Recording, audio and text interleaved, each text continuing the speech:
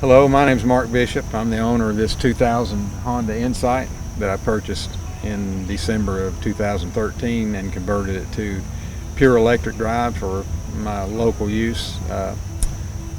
It used to have a hybrid motor, had a 1-liter gas motor and pancake electric that were attached to a 5-speed gearbox, and I took that out and replaced it with a HP EVS electric motor from California, motor and controller.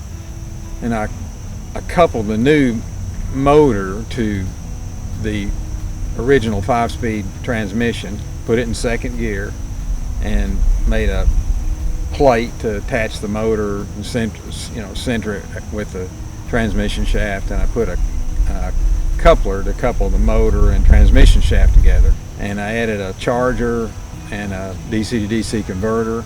I have no 12-volt battery, and I used the battery out of a Nissan Leaf. It was a 2010 battery, and I've got most of it mounted behind the seat. There's a couple of spars below and one above that support the battery really well, and it was easy to install. And I added the charger beside it, and I had to do a little upholstery work to make everything look kind of like it belonged there, but that's all I had to do. And it charges at level 1, which is what I usually charge at. That's about 10 miles per hour, and then it'll also charge at level 2 that give me nearly 40 miles per hour.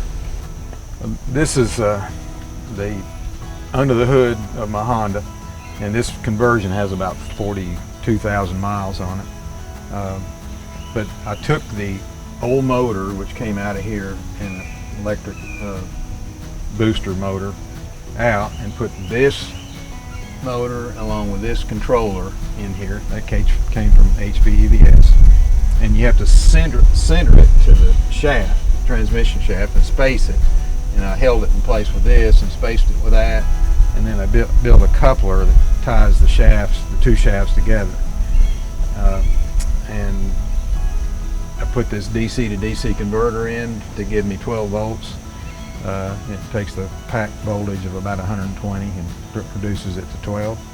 And here's my AC compressor, a couple of relays here for the heater, and it's got a ceramic heater and the other relay for the air conditioner. And here's a contactor that when you turn the ignition on, that connects the battery to the controller. And that's all there is. It's amazingly simple and reliable as well. Now this is the rear of the car, and it's got quite a bit of storage. And I use this for my pickup truck to haul everything. And the battery is from the Leaf, as I mentioned before. It's from here to here, up to the seat, and all the way down to the belly pan underneath. And there's my charger. And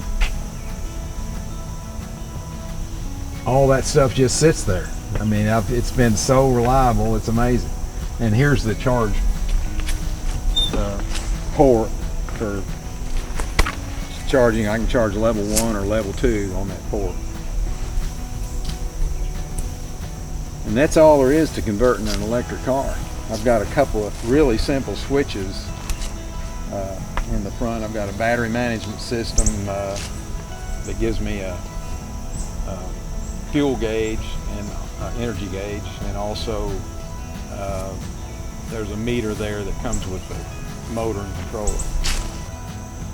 When you're driving an electric car, the range matters the most when you're on a long distance trip, and that's when you're traveling the fastest. And that's why aerodynamics matters. The more aerodynamic your car is, the farther you can go at a higher speed without penalty.